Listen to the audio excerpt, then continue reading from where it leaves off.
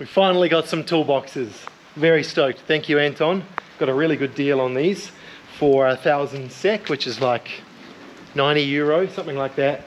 Got the 2 boxes. So they never went on this truck, they went on like the ambulance. What I need to do is I need to shorten it by about 3 or 4 centimeters. So what I think I'll do is take a grinder and cut this front edge off, and then get rid of the weld here on this part, bring that back over here and tack it in, or just bolt it in, and then maybe replace these hinges, which have definitely seen better days. These toolboxes are really rare because people just don't want to take them off the trucks, because I think they were to hold like snow chains and things like that. For us, they don't look big, but they are going to be easily enough space for like bottle jack, tools, spare fluids, things that we just don't want to be having inside the truck or on the roof. So very happy with that. They are triangular because they go right here in this little space right there. So they will be really, really good. So as you can see, I've already cleaned one of them up mostly, and then I'll do the second one soon when it stops raining. Cut them, redo that. Maybe Ange can go to Bauhaus tomorrow and see if she can find some hinges that are a similar profile. And the reason we needed to get these like right now is because I'm going to need to drill at least 4, probably 6 holes up through the wheel well into the camper, and secure them somehow before the wooden base plate and the rest of the furniture gets put down. Otherwise I'd never really be able to get to these. So kind of a big rush to get these done, and then the furniture can recommence. Ange wants these painted black.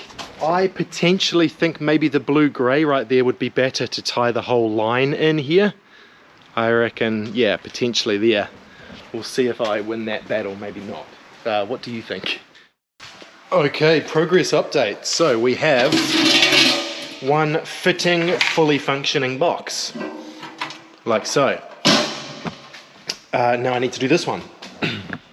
So Ange got these hinges here, and they're okay.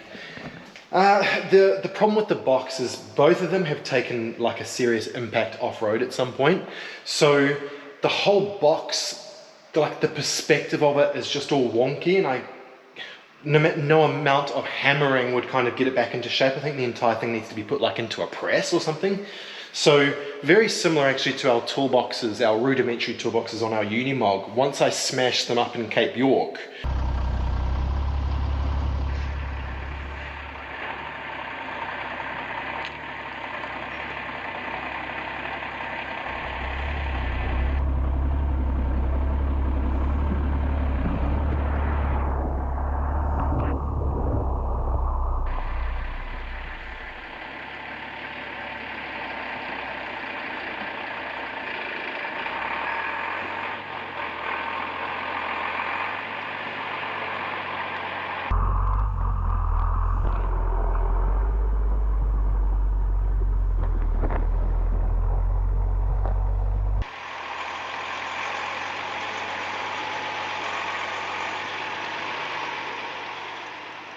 and our first damage on a trail. Perfect line, a bit more passenger, you're perfect, straight ahead.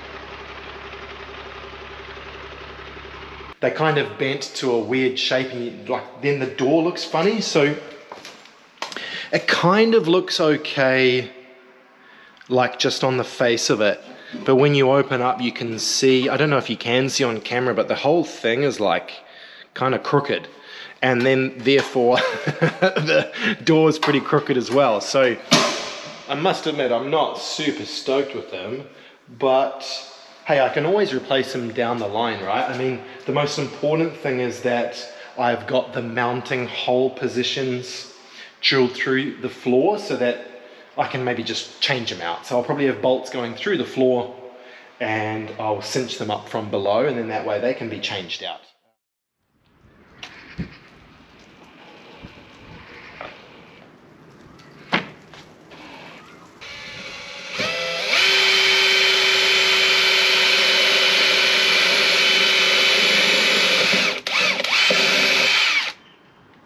So while Chris is making our rear door a bit nicer with some wood, basically what we're doing is we're trying to make the rear of the camper a bit more outdoor camping friendly. So with the Mock, we've got nowhere really cooking outside. So with the Volvo, we will be able to cook inside with induction, but we want the ability as well to cook outside. And this rear door is perfect for it. So basically we're gonna get a rear tailgate, like a drop-down table. We found the model that we like. So yeah, we're gonna see if the dimension fit perfectly, but I think that's gonna come in the next few weeks. And then very soon as well, very exciting, we're gonna have an awning. So basically the awning will come all the way here at the rear, and this part here will be covered to cook on the water as well. Cook on the water. And basically this area at the rear will be able to cook even if it rains outside, which is quite exciting. Even underwater. Underwater.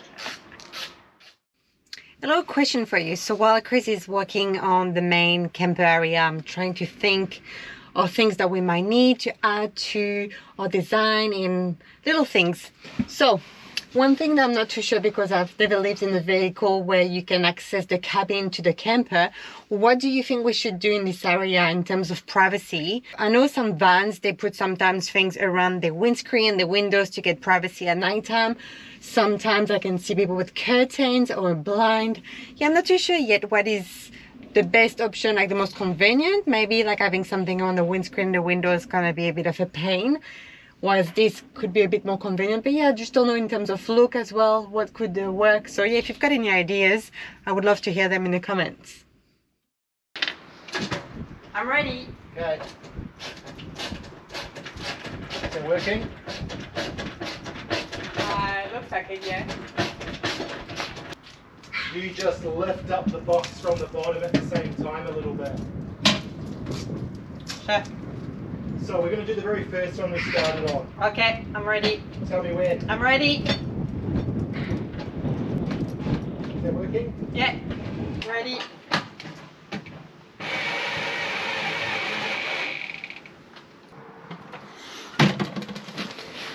Although these toolboxes look really small and they're not huge, they actually can hold a lot of stuff for me. So I'm wrapped. I've only put the one on so far. But in here I've now got my bottle jack, I've got 3 different ratchet straps in there, I've got engine oil, brake fluid, and I've got diff oils, plus I've got like spare belts, a bunch of spares really, as well as the lead additive for the petrol motor. So, and more can still fit in there. It's just kind of shows just having even just a small toolbox on the outside of your rig just makes such a big difference. Like trying to cram this all inside with all these gross fluids which often leak would just be really, really annoying. So I'm happy with that. I might even get around today to being able to put the other one on as well, which I'm thinking could possibly be for an air compressor as well as the hoses and things like that. Happy Sunday guys. So one of the things I've been working on today has been this like kind of toilet cabinet, I guess you could call it. And this houses our Trellino compost toilet. So let me pull this out. So we really like the idea of the composting toilet because, I mean, in all honesty, you're not really composting anything unless it's a permanently mounted toilet where it's got like a good month or so to actually kind of do the decomposition process. And so rather you're kind of more going to the toilet in a bag basically, and then you're either covering it with some sort of absorbent like kitty litter or coconut coir or something along those lines, or sawdust shavings. So the idea is that you've separated your liquids from your solids and then you've got a lot less smell, things like that. So works really well in the truck, really, really happy with the one in the Unimog. So when we were in Australia kind of deciding on building out the Volvo, we knew we wanted to go with a compost toilet, but we knew it had to be like a minuscule one in comparison to our one in Bowser. So we reached out to Trellino and they have provided us with the Origin M, which we sort of chose because we thought it was the nicest looking. Okay, so there were a couple of options we could go with as well, extras, like it being on hinges. So nice wooden lid opens up with stainless steel hinges. And then you've got like a separation unit for your liquids. Pull the actual lid itself off, and inside you've got your fluids and your solids bucket. So this is what it looks like here. So you've got these little tabs on the side to open the lid. These are magnets. recessed into the lid. So if you don't go with the hinges, the whole thing would be on magnets and just come off there. This is kind of what I was talking about in terms of you've got like your liquids area here. And obviously solids go into the buckets. Okay, and then inside you've got your 5 litre fluids container, which has like a little flange. So that kind of the idea is, I guess, liquids go in, but they don't really come out in terms of splashing. And your small container here. Underneath your container, you've got a lid recessed into the bottom, which would be for this. So that's pretty nifty. So really good use of space in this. And it's like a roto-molded plastic with handles on the sides. So that is why I designed this cabinet here, and on top of here we'll probably have carpet, because this is also our step to get up into our bed. So this is why it's built really strong with that 24mm ply. So and Ange and I have tested and it seems really good, but this will scuff up with our feet, so I think I'll carpet this top area here.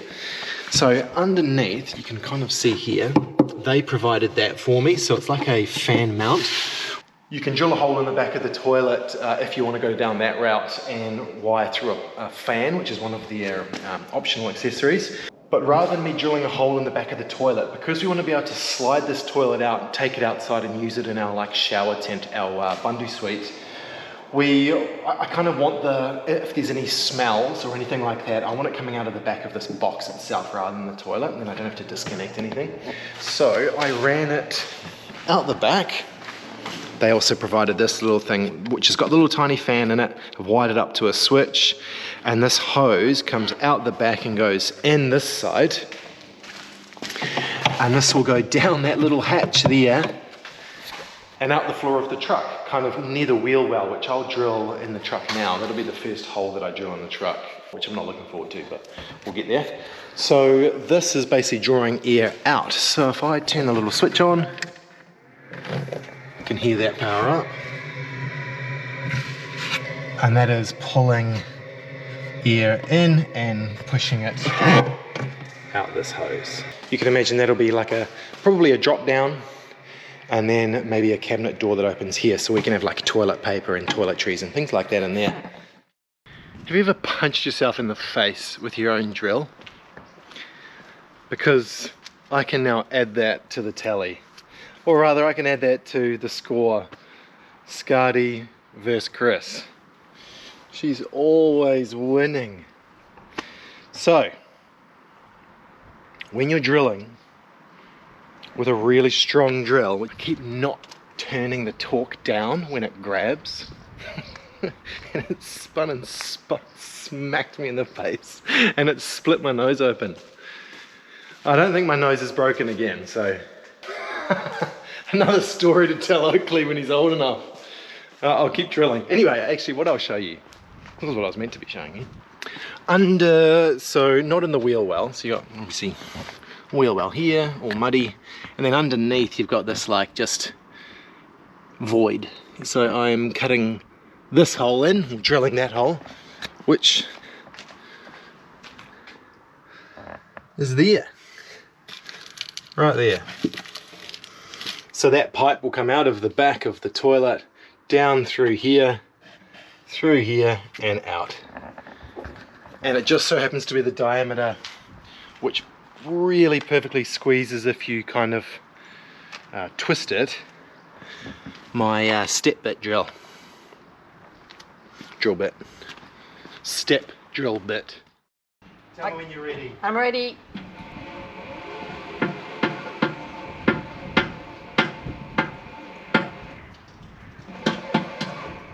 Nice. Did that go all the way up? Yeah. Okay, let's do the same one on the opposite side. This is one of those times that would be so difficult to do it on your own. Like I don't quite know what I'd have to lock this off somehow. Okay, ready? Yep.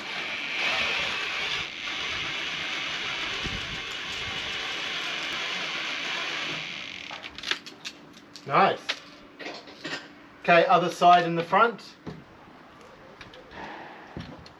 Okay.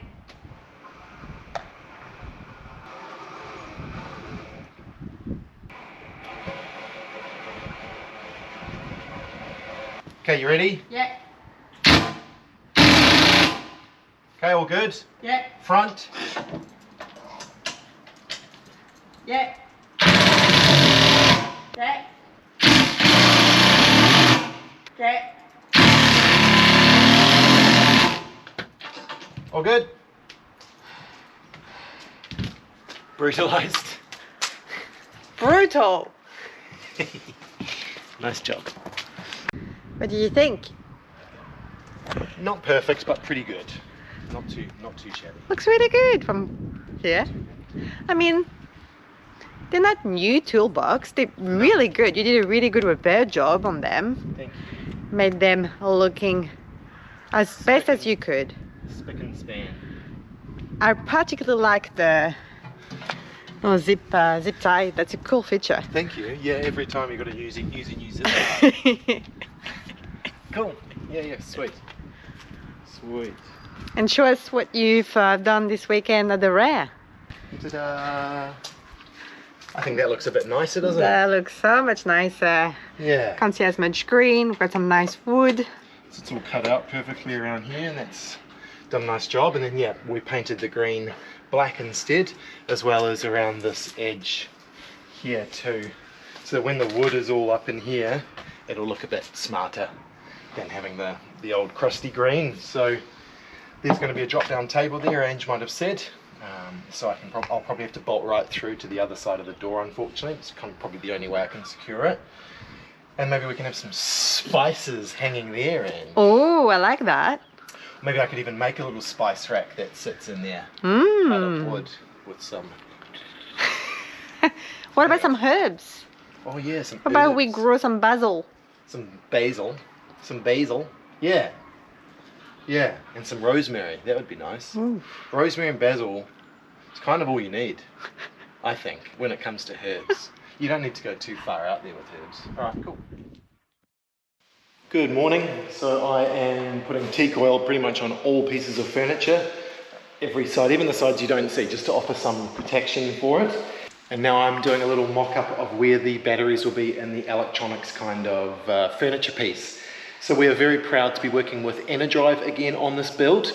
Since we worked with them on Bowser in Australia a few years back, they have been picked up by Dometic. So Dometic is a big international, well, a big Swedish company which has a big international presence. So they've seen just how good the Enerdrive products are, and now I'm sure these will be becoming more of a worldwide kind of brand. So we are going with two 200 amp hour lithium Life PO4 batteries. We started with 400 amp hours of lithium in Bowser, and then we realized we had enough room to add another battery, so we went up to 600. And we have far greater power requirements in Bowser than we will in the Volvo. So we're thinking these plus a new alternator, which I'll be getting soon, and I can show you guys that. We will have ample enough power, plus the solar that we'll have on the roof. We should be absolutely fine for battery storage. So we're really confident that 400 amp hours will be enough. So yeah, very cool. They fit perfectly. Obviously I made it around these batteries. They've got some nice metal trays that come with them. So I'm just making sure that I've got enough room and that I'll be able to squeeze my fat little hand under here and be able to get to the terminals. They provided us with a parallel wiring kit, so 90mm squared cabling with lugs. And of course they will just go like so and bridge the two batteries together. And then you'll have another main battery feed, which will be also 90mm squared, going to my main electronics board, which I'll show you in time. These batteries are great. They have a battery reset for the inbuilt BMS, and the electronics board that will also has its own battery reset as well, which is even easier to get to. So if they ever go, fully flat, you can reset the BMS very easily. And then they also have a COM port if you want to measure temperature, things like that. So yeah, really, really good. Happy with those. And they've been bulletproof in Bowser, so we're really confident with these. Okay, battery trays are in. Next up is the inverter. So I'll have the inverter in the front here with AC power in the back, I think. So this is the Enerdrive Dometic 2600 watt inverter. That's the exact same one we've got in our Unimog back in Oz, and it's been really great. The only difference with the one in Oz is we have to have it permanently on because our fridge is 220, 240 volt, whereas our Dometic fridge in this one will be 12. So what that means is when we're not using appliances which require AC power, we can actually have this switched off. So there is a little screen on here with the power button on it, and I can actually mount that somewhere different so that it's not even hard to get to at all. So I can mount that on one of these fixed areas. So this has got a built-in AC transfer switch. So once all the AC wiring is complete, basically when you plug in with like a 16 amp European style plug, this will transfer straight to AC. So that means that suddenly this inverter becomes even more powerful, something around 3000 watt from memory, and that'll power all of your appliances via the AC, like shore power, I guess you could call it. And that brings us to this board here, which is the E-Sys-E board. And this is a awesome pre-wired board by Enerdrive, quite similar to one we've got in Bowser, but just a slightly different kind of configuration. We asked for this style because we knew we had quite a long space that we would be able to fit something like this in. So I'll go more over this when it's actually properly wired up and working. But in a nutshell, we have got a Cymarine screen type arrangement. So things plug into here, and then we've got a really nice readout on the Cymarine screen, which will be on the front on that one there. You've got all your breakers on here, your fuses already all pre-wired. We've got a battery guard to protect our nice flash batteries. And then here we've got a 40 amp e-power charger. So like I was just mentioning, when we plug into shore power, this will transfer power through this unit here and start charging our batteries. Then we've also got a 40 amp DC to DC charger as well. So this will control our solar because it has a built-in MPPT controller for solar. And then when we're driving, it'll use our new alternator which will have coming soon. So that will charge our batteries as we drive. So yeah, very cool setup. That's that reset switch I was telling you about for the batteries. So you don't even have to really go down even into here very often. Or at all. So some of the wiring I'm going to have to do would be wiring from the batteries up to here, wiring from the inverter up to here, and also wiring solar straight to, this is just creeped up a little bit, solar will come straight to this circuit breaker here, and then I'll just need 2 leads running from the alternator into my DC to DC charger. So it's made everything so much more simple. And then you've got your 12 volt loads, they will go into here as well. A very sought after package has arrived. Exciting stuff. So this is to basically make new connections in our 2 water tanks. And these fittings here, these like rubber sealing fittings, just this amount cost us the same as what our 2 tanks cost combined. They were really expensive from Germany, but there's nothing else quite like it on the market that we know of. So basically, I just drill a new hole in, and this makes basically a threaded connection that's completely watertight, guaranteed, without you having to be able to reach your arm inside the tank to tighten a nut. This will tighten for you. So very good.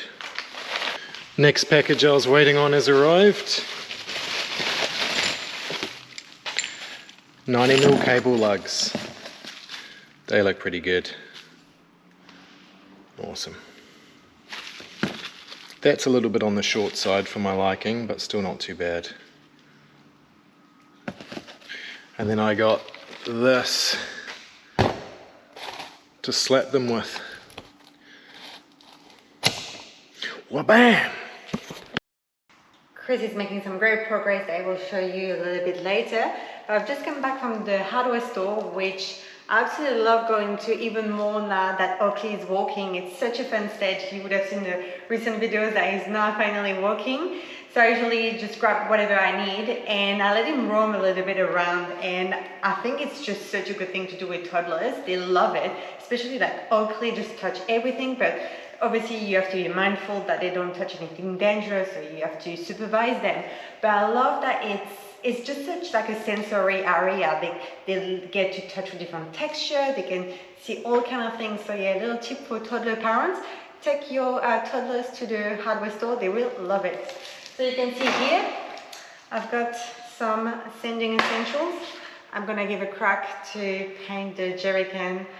You'll see which color. I've actually changed my mind from last week's video, so what do you think?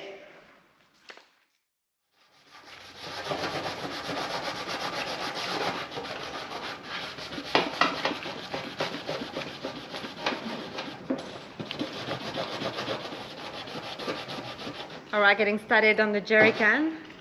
And I've got a great little toddler activity this morning, playing with the plumbing fittings. Are you going to help Dada to do the plumbing today, Oakley? Good job. Yeah. Okay, I've kind of given up on the wiring at the moment, to be honest, because it's sort of doing my head and trying to get everything to fit into this electronics cabinet, so I'm just going to take a breather from it. I spent all day on it and didn't really get anywhere. Kind of just decided that I'm going to remake a few things a bit differently, so I'm a bit frustrated with it. So I'm going to move on to the plumbing, because no matter what, I've got a lot of stuff to buy for the electrical system, so I may as well get onto this stuff with the plumbing because I've actually received it. So these are these special fittings, and this one is going to be a straight breather. Now there's no room above it in order to have it at the very top of the tank, so it's just going to have to be at the top on the side, so right up here. So when I run that loop up anyway, we should still be able to fill up pretty much to the maximum level of water, so not too fussed about that. So yeah, I'm thinking right there, and I should be able to use my step drill bit. So here goes.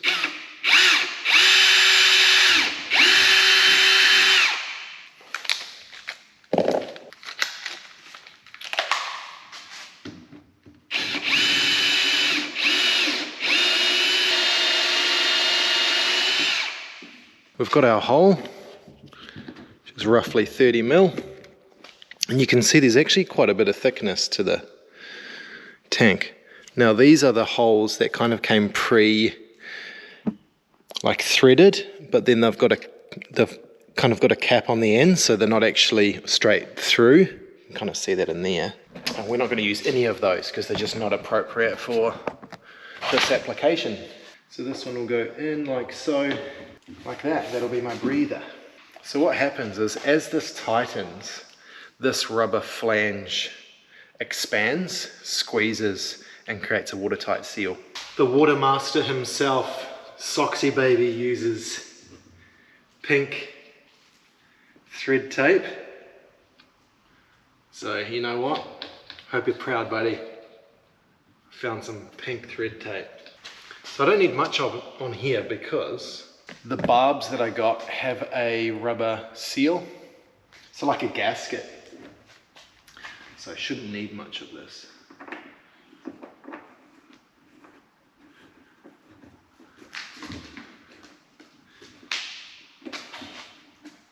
That feels really good. Stoked with that. First one done. Then I'll show you later what hose I'm going to use, so 13mm hose for that, for the breather. And there will be ball valves on the end of it as well. Next one is the big boy, this one here. So we've bought I believe a 45mm hole saw for it.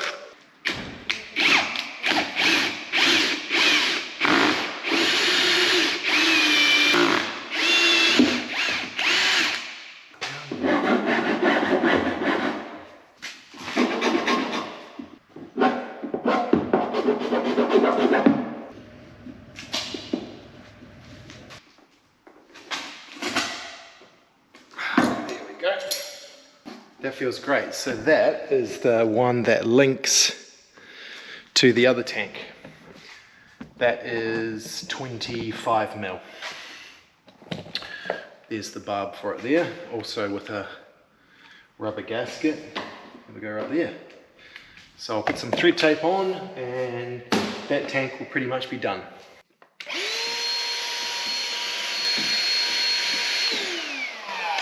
Okay, now I'm going to fill it up with water, make sure I get all those bits of plastic out, which I think I have. This one will be ready.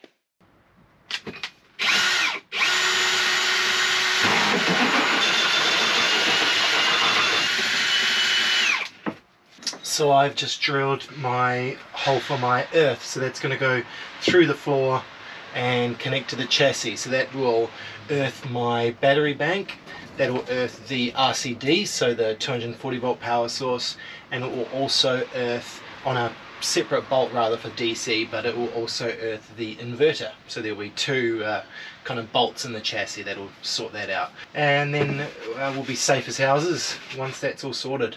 So I'm going to pull this all out, and then I'm going to test the pilot hole all the way through, double check from underneath the truck and just make sure that I'm not drilling into anything that I don't want to be drilling into, and then I'll hit it with the hole saw here.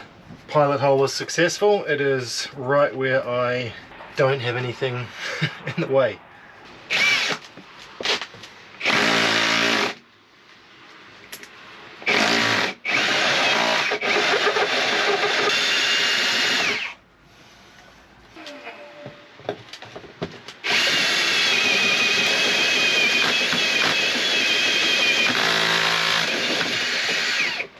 Got it.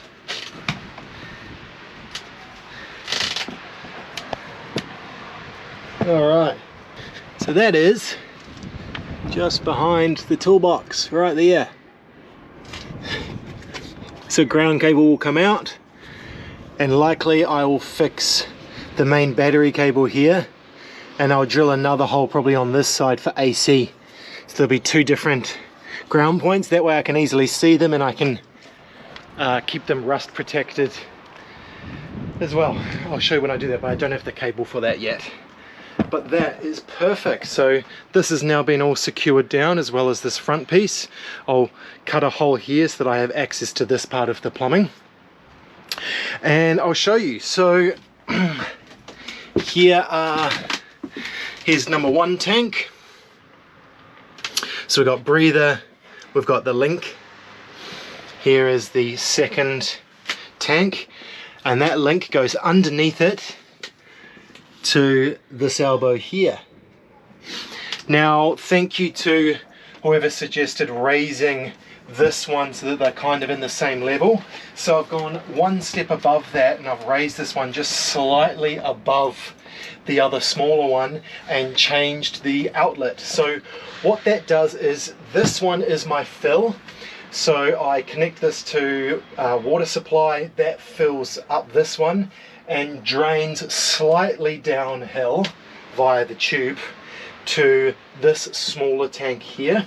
So the smaller tank will always have the most water in it at the end of our camping or whatever. This one will empty first because it's higher, and it will drain down into that. So this one, I can't really show you here, but the outlet is here popping out.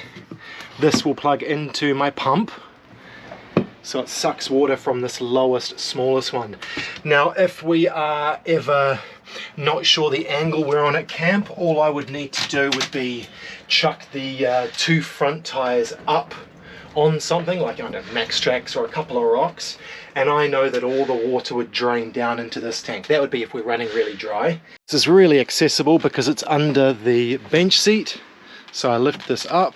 Underneath we've got this tank here, so looks like a bit of a spaghetti's breakfast here because I haven't finished it off. Huge thank you to Socks in Australia, made the this is Womo, the water engineer, him and his partner Diana, so thank you so much, guys. He actually sent me, with that care package, all of our filters and Womo gear.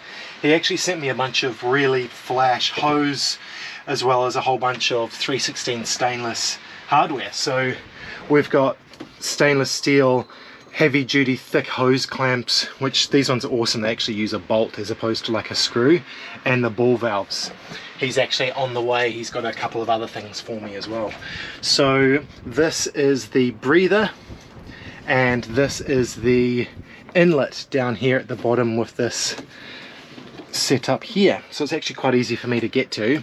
These are the two breathers. This is the only thing I'm not happy with, is the breathers come out past the sofa at the moment.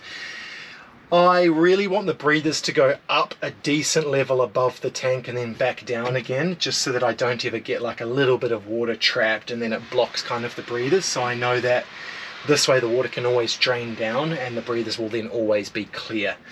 Now, what I can't show you quite yet because I'm not finished are these three holes back here. They relate to here. This will be my manifold. 2 of those will be for the breathers, and there'll be the ball valves in here so that I can close each breather off at will if I need to. For instance, if we're off-roading or if I kind of get a siphon effect going on in one of them, I can just lock them off. What I'll also do is put like filter screen on those as well so that bugs can't get in or anything like that. And the top one, this one here, will be my fill point.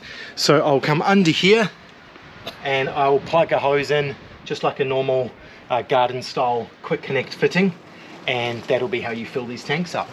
At the moment I'm not doing a pressure fill up, so I'm never going to do town water supply. So that's where you like go to a caravan park and rather than using your tanks and you pump, you just plug straight into the water mains. I'm not actually going to do that. There's a few different reasons. I had done that on Bowser and ended up we've never used it once. We've stayed in a few caravan parks. Never once have I been bothered going underneath the sink and changing the ball valve over, which was on a T.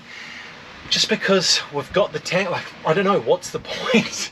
I never really understood. So maybe with the smaller tank setup, like we've got here, maybe I'll want that, but I've made it so that I can easily add it at a later date. I just need one more hole for the manifold or a T. And then all I'd need is a pressure regulator so that too much pressure couldn't go into the system. So yeah, at this stage the tanks will be always the thing that's filled, and if we have at a caravan park, I'll just refill the tanks there. Like it doesn't really seem like a worthwhile investment in plumbing at this stage, especially if I don't use it. So I'll show you that manifold when I've actually got it complete. It's kind of like half done now. I'm happy. Like, it took me so much head scratching yesterday and I worked very late last night on this, and I'm happy with it. And I love this Continental rubber hose. So this is antimicrobial hose, and it's also really nicely reinforced so it doesn't really crush easily at all. So yeah, it's nice to use, real premium gear. Some of the rest of the plumbing will be done with push fit, like the John Guest style push-in connectors. I'll use that for the pump, the water cylinder, things like that. So if you remember a few weeks ago, we bought some ice creams. I made the mistake of buying a salty licorice ice cream and I really disliked it. And we had quite a few comments from Swedish people saying that we had to try some of the candies which has salty licorice as well candy, which I think this is what I found. So the name of that, I'll let you pronounce it, Chris. Jungleval. Jungleval. Swedes are really into the candy. They all have like big aisle of candy, so I just took like one sample of each because I think it's going to be quite bad. And then after we've got... It's going to be bad. I expect really salty. Okay, so wait for it. This is the Jungle Vrel. Alright, wait. 1, 2, 3. It's quite nice. It's very salty. You're not a fan. It's much better than the ice cream. Alright, another one. I'll put the name of this one on the screen. I think Oakley wants to be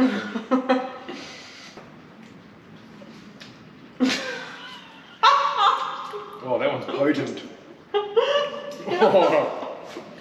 Oh.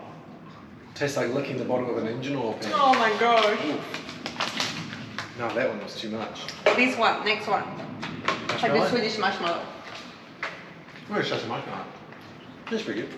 Oakley's feeling like he's missing out. Alright, last one. This one. Looks like an Eskimo. Pink marshmallow. Pretty good. I just wanted 2 bad ones, 2 good ones. Is that all you got? Yeah, Oh, just... come on. I'll do... Alright, Swedes, let us know which candy we should try next. I've got another one. In last week's episode, Chris said the Whittaker's was the best, and a Swede told us that the Marabou chocolate is the best. So we've got to try as well. Here we go. I've got high expectations. We do the winners. It's nice, but it just tastes like a Bounty bar. This is just like a Cadbury Bounty bar, which is a good thing, but I'm sorry, it is not in the class of Whittaker's. Will be chocolate and candy review channel now. Each country that we travel, we'll try this special. It is very nice. You like it? Like a Bounty bar. Thank you, Swedes, for your recommendation. As you can see in the jerrycan on the truck, unfortunately I can't show it to you on the truck because it's still drying and we need to do another coat as well on the jerry can. But I've changed my mind, as I said, and the jerry can is going to be black. I think a few of you mentioned in the comments last week, and that got me to think it will blend better the black as the other accents that we've got in the truck. And adding another color, especially when the tent is down, having a sandy or beige or even like red, someone suggested, that would actually bring more attention to the jerry can, which is not a feature on the truck. So black it is. I'm happy with the solution, and it was nice and easy. It didn't cost much money because we already had the paint. Now, as you can see behind me, Chris is making a lot more progress on the wiring, the plumbing, the cabinetry. He's doing so many jobs at once, so there will be a lot more to come. Not too sure if next week we're gonna have an episode because we're actually heading to Stockholm for a few days. We've got an exciting appointment at the French Embassy to get a visa for Chris, so fingers crossed. So we might see you next week, otherwise we'll see you in 2 weeks. Thanks for watching, guys.